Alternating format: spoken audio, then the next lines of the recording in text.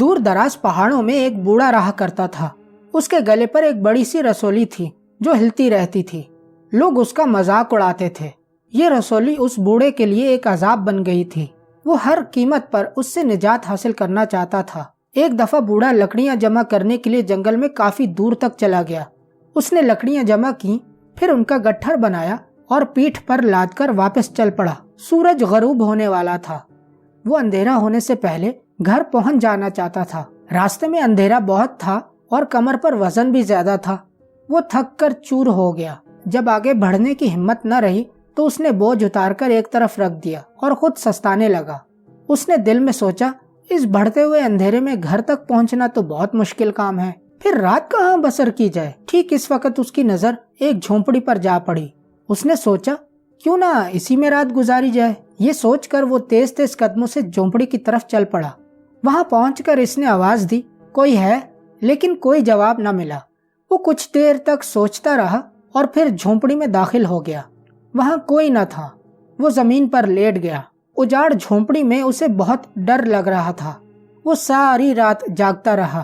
زیادہ ڈر لگتا تو وہ کوئی گانا گانے لگتا تاکہ خیال بٹ جائے اور ڈر نہ لگے۔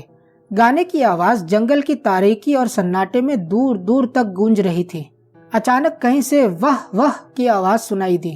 اس خیال سے کہ آدھی رات کو کون آ سکتا ہے، اسے بڑی حیرت ہوئی۔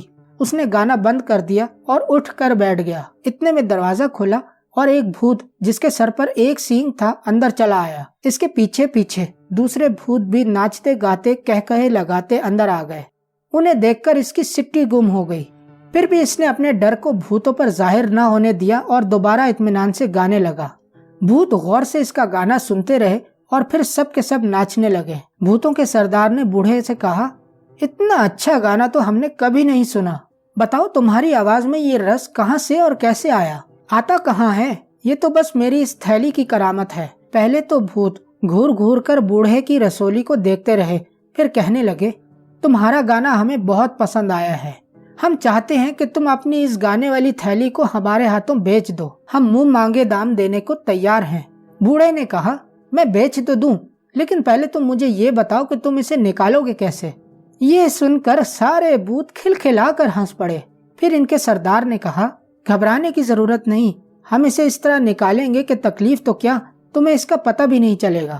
بوڑھے نے جواب دیا، تو پھر ٹھیک ہے، تم اسے لے سکتے ہو۔ بات دراصل یہ تھی کہ بوڑھا اپنی اس رسولی سے نجات پانا چاہتا تھا۔ اس کا مقصد بھوتوں کو ٹھگنا یا دھوکہ دینا بالکل نہ تھا، لیکن بھوتوں نے خود ہی قیمتی پتھر اور سونا لا کر بوڑھے کے قدموں میں ڈھیر کر دیے۔ وہ اس خزانے کو تعجب سے دیکھ ہی رہا تھا کہ رسولی بھوتوں کے سردار کے ہاتھ میں تھی۔ اس کو پتہ ہی نہ چل سکا کہ رسولی کب اور کیسے اس کے گلے سے الگ کر لی گئی۔ سورج نکلتے ہی سارے بھوت وہاں سے رفو چکر ہو گئے۔ بوڑھے کی خوشی کی اب کوئی انتہا نہ تھی۔ اس نے اس سارے خزانے کو سمیٹا اور گھر کی طرف چل پڑا۔